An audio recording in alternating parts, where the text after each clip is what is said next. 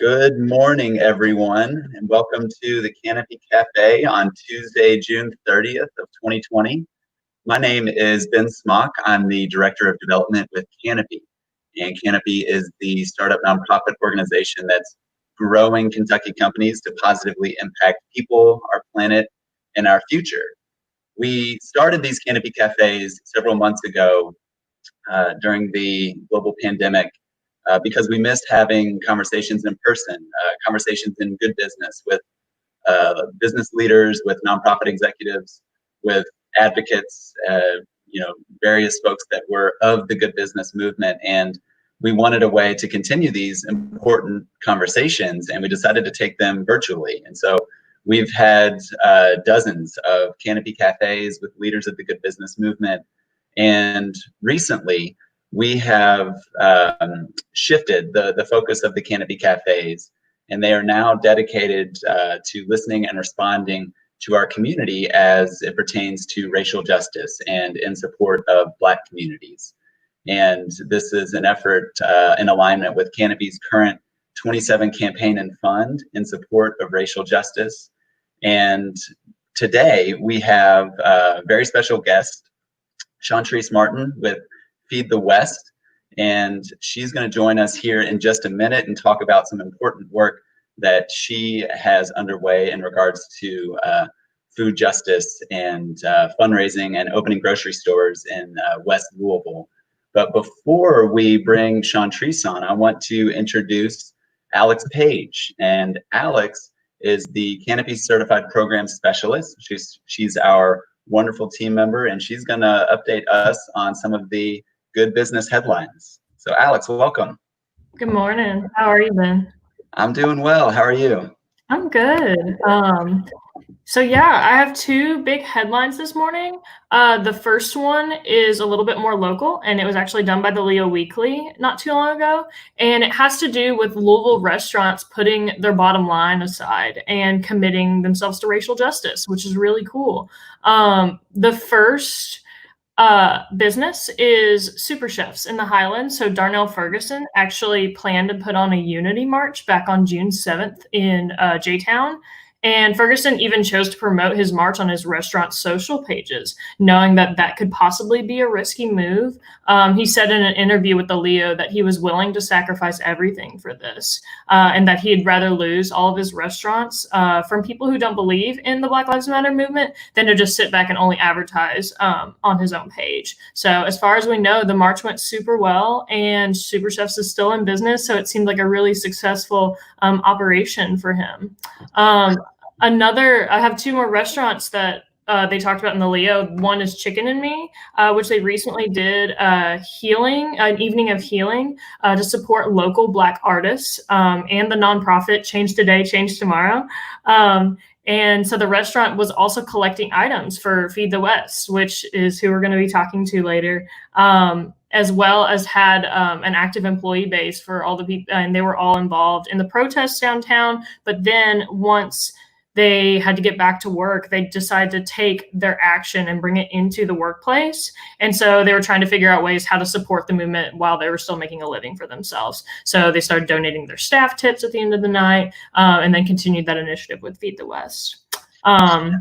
Blue Dog Bakery also has done a lot of work in this space. So the head pastry chef, Kara Hancock, who is also in charge of their social media, she was really hurt and didn't know what to do and felt like it was a little bit disingenuous to be able to post these fancy meals on their socials the day after the protest just first started. So they decided to start posting more stuff about the Black Lives Matter movement, as well as giving some of their funds back to the Feed the West initiative, as well as ACLU of Kentucky. So it's really cool to see businesses like this taking a step back from their normal operations to address what they feel is right and relevant happening out in the community.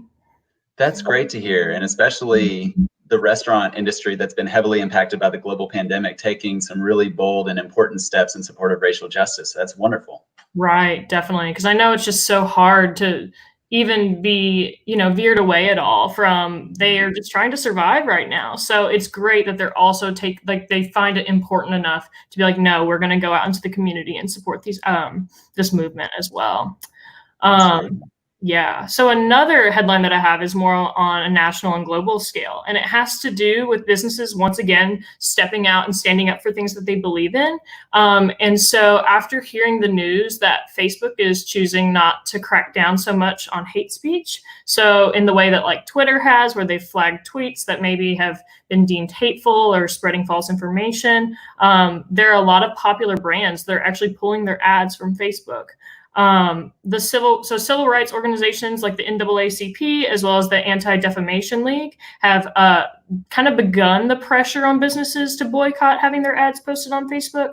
And one of the earliest groups backing the boycott, Color of Change, said that nearly 100 advertisers have joined the movement. Many of the participants are small businesses, which make up a bulk of Facebook's 8 million advertisers. But recently, several large companies have spent millions and millions of dollars a year on the platform, have also distanced themselves. So even though Facebook spends billions of dollars a year to keep its platform safe, and works with outside experts to review and update their policies, that's at least what they said in a statement recently, they added that they know that they have more work to do.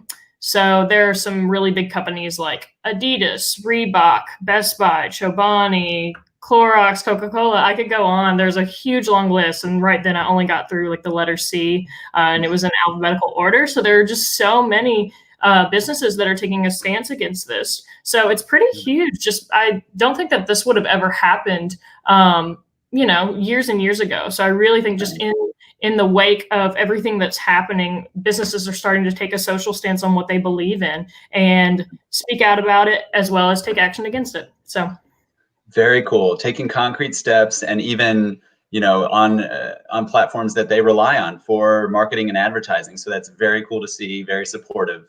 That's amazing. Yeah. Great news story. Mm-hmm. Well, that's all I have for today. So wonderful. Well, thank you for stopping by the cafe, Alex, and for keeping us updated on all the news and good business. Yep, no problem. All right, I'll talk to you later. All right, and now we are very proud to have Shauntrice Martin, who is the director of Feed the West, that is presented by Change Today and Change Tomorrow. They are food justice advocates in West Louisville, that was started after the Russell neighborhood Kroger was closed. And their work focuses on donating food in West Louisville, raising money, of which they've surpassed $100,000, I think, to date, serving diverse populations in West Louisville, building new facilities, and with dreams of opening a new grocery store in West Louisville. So let's welcome Shauntrice to the show. Hi, everybody. Hi, Shauntrice. How are you? I'm really good. Thank you. How are you? I'm doing well. I'm doing well. Thank you for joining us on the cafe this morning. Of course. I'm really excited to be here. Good. Good. Well, we're excited to have you. So I did not do you justice with the introduction. So please tell us about yourself and tell us about Feed the West. Yeah, so again, I'm Shauntrice. I'm the director for Feed the West. I'm also a board member for Bridge Kids International and the Lee Initiative. Feed the West, as you mentioned, came about because we were peacefully protesting the killing of David McAtee on 26th and Broadway. And in response to that peaceful protest, Kroger, which is one place that serves over 20,000 people, closed. They didn't let employees know in enough time for them not to show up for the shifts. Folks were still trying to get groceries, especially our elderly folks, some of whom ride the city bus. So when Taylor Ryan, she's the executive director of Change Today, Change Tomorrow, when she and I saw that as we were passing out food and water and supplies, we thought this is going to be a disaster. People aren't going to be fed. People won't get food. And then there are other things like the pharmacy and supplies. We're in the middle of a pandemic, so people wouldn't be able to get masks. So we decided to create Feed the West. We originally thought it was going to be a 2-day program just while they were closed. But overnight, we raised about $30,000, and we had over 800 people sign up to be volunteers, which was beautiful to see in the community. By the second day, we had raised even more, had a lot of people served. To date, we've served over 10,000 people in the West End.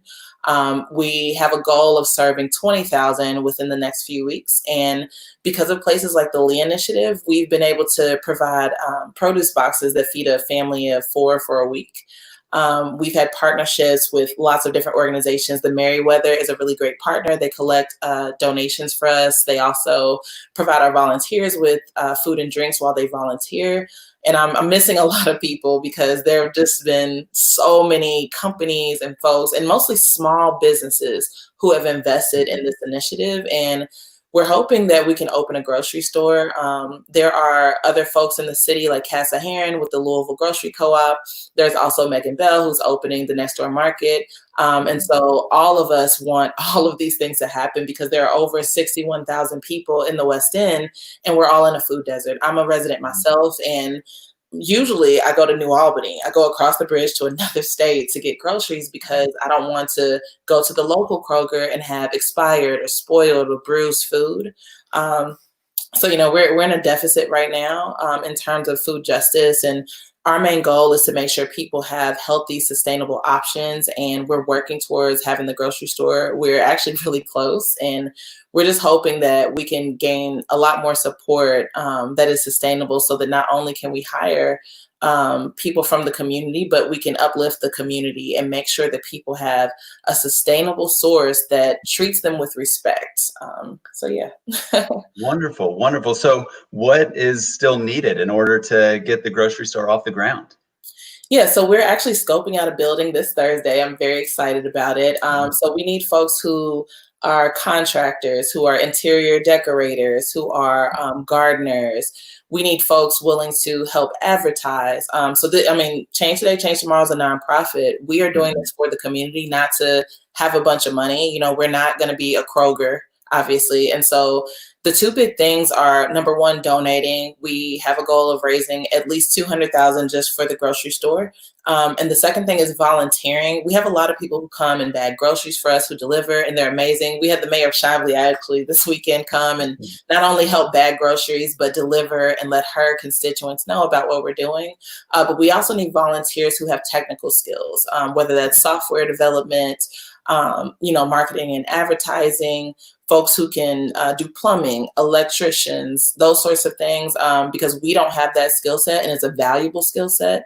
And eventually we want to also teach folks in the community who don't already know those skills, or if they are a plumber or they're landscapers, help them with their marketing and their business. So we've allocated lots of funds to supporting Black businesses in Louisville, because oftentimes we're ignored. So we want to make sure that our folks who generally don't get the big marketing dollars, or they can't afford a Facebook ad, we want to support them, especially our Black, trans, and LGBTQ community, because those are folks who get ignored and get discriminated against. And it's not talked about. And because we care about all Black lives, we want to make sure that everyone is supported. So yeah, the two main things, and you can go to feedthewest.org or feedthewest.com. We bought both of them just in case.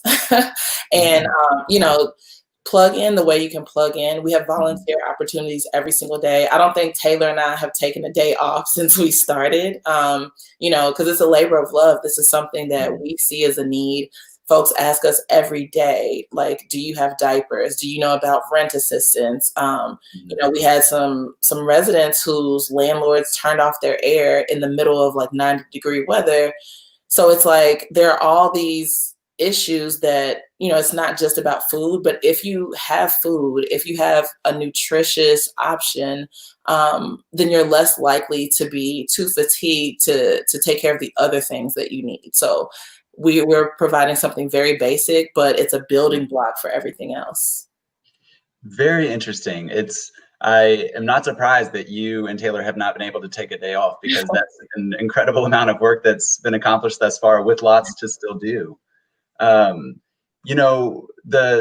The current work of Canopy that is dedicated to racial justice and in support of Black communities and Black business owners is called the 27 Campaign and Fund.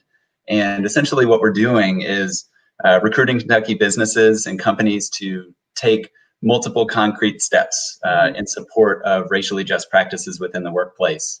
And we're also offering educational content so that business leaders, organizations, employees can identify ways in which they can augment their internal policies and procedures as it pertains to diversity, equity, and inclusion. And the learning content right now is centered around external impact, and that is, people and organizations and businesses stepping up to support causes and support community organizations and nonprofits that are doing important work that don't necessarily have all the resources at their disposal. And so, because a lot of what you're saying is really requesting support, skill-based volunteerism, donations, all this from our business partners. So talk about how important that is, how important businesses stepping up is to you accomplishing your goal. Yeah, well, I'll start with two big supporters. One is the Lee Initiative through Chef Ed Lee and Lindsay's program, and then the other is the Merriweather. So I'll start with the smaller one, which is the Merriweather. Literally, I could text Emily right now and say, hey, could we use your garage for 2 hours for this thing? And, she's been super supportive. And then, not only offering her space, but offering her expertise and saying, these are things I've seen in my business. Maybe we could organize it this way. So not only giving us space, but giving us expertise and just being a bright face. I know that when we first started, businesses ignored us, and Taylor has been writing grants forever. And some of the same businesses and foundations and companies that turned us down before are now saying, hey, can we help you, right? So small business owners like Emily at the Merriweather have been phenomenal. And then I'll go to a bigger organization with Lindsay and Chef Ed Lee. So the Lee Initiative took it upon themselves to reach out to us. We're just two moms trying to feed people. They reached out to us and said, hey, would you like about 300 produce boxes? Would that be something that you'd like? Of course, we said yes. Yeah. And so from there, a partnership blossomed. As I mentioned earlier, I'm now on the board. But what I really love is that they didn't wait to be told what to do. And they just jumped and said, there's a need, let's fill it. Before they started working with us, they were feeding restaurant workers who were out of work due to the pandemic. So those sorts of partners who take initiative, we always love them because they bring a lot to the table in addition to money and resources. So what I would say for like high-level volunteers, for folks who work at these corporations, like maybe Humana that gives Fridays off if you do community service, yes, is to reach out to your employer. You might not have $200,000 to give Feed the West, right? But you may work for a company that has that sort of money. You may work for a company that has a special incentive or that does employee matching on donations. So those are the sorts of connections that we're looking for, because again, there are only 24 hours in a day, and Taylor and I use every single one of those. It sounds like it. It really does. And you make great points of really tapping into some of the opportunities that employers can offer, and organizations like Humana offer amazing benefits and opportunities for employees to take time and volunteer. And it's one of the components that we really uplift and reinforce as an important piece of encouraging companies to take actions. Just something as simple as pay time off and allowing flexible scheduling for team members that care about these causes and want to get out and volunteer. And then that in turn leads to increased support from the businesses themselves. If they see that their employees care about certain causes, then they're more inclined to jump in and offer additional support too. So that's well said. I think a challenge to all business owners out there: consider what paid time off and benefits similar to that would look like, allowing your team members to get out and volunteer with Feed the West and with other organizations that are doing important work in support of racial justice. I will call out one of our partners with the 27 campaign, Field Trip. Field Trip has offered paid time off for their employees to go to the protest, to volunteer, and do all these amazing things. And so their commitment to the 27 campaign and to racial justice is really evident, and we've seen the positive response from that. So that's the challenge for other business owners to think about how they can encourage their team members to get out and take action. So Shauntrice, where can people go to find out about your organization, how to get involved, how to donate, how to volunteer? So you can always go to feedthewest.org. We have our stuff on our website, but if you want up to date, like today at 5 o'clock, I can volunteer. Where do I go? Our Facebook page is the best place. Taylor and I update every few hours, sometimes multiple times in an hour, to say like, hey, this spot is full. You can go to this other place.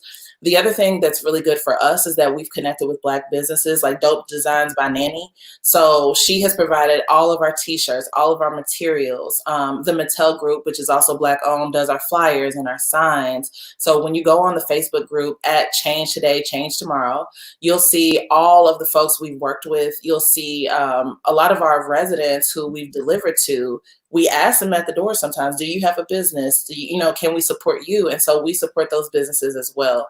So our Facebook page is a really great place to get those sorts of resources. And, the website, of course, feedthewest.org, and it'll go to our main page where you can see our impact, what we're doing. We're very transparent. We let folks know exactly how much money has come in, how we're spending the money, and we encourage bigger nonprofits to do the same thing, to show like where are your dollars going.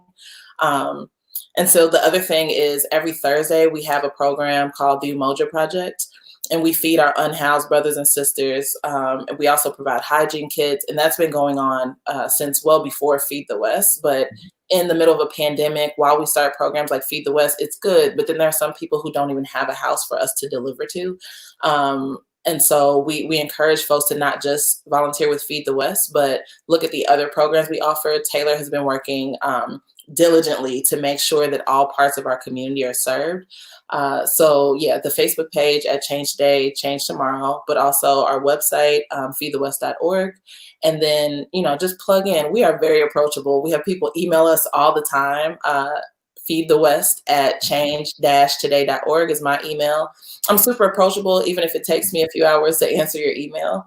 The biggest thing is we want people who are in need to reach out to us as well. The people we serve, for the most part, are not on our Facebook page. They're people we meet in the community. We do door-to-door canvases where we say, hey, you're in our target zip code. Do you need anything? Food, pads, insure. We also work with case managers. We just want people to plug in who need stuff, and you don't need to feel ashamed. It's not like a handout. We are just supporting the community, and our community is really strong. So we want to be there to make us even stronger.